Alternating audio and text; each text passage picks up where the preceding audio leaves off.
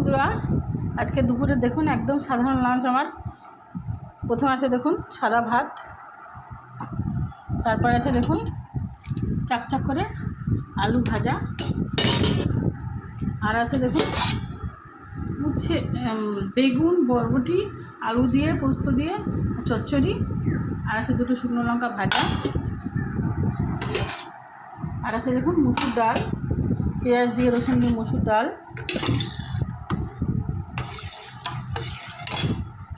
আর আছে একটা দেখুন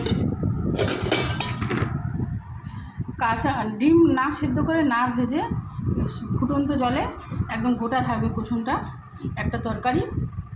এই রেসিপিটা আমার ইউটিউব চ্যানেল দেওয়া আছে, চাইলে আপনার আবার দেখতে চাইলে দেখিয়ে দেবো।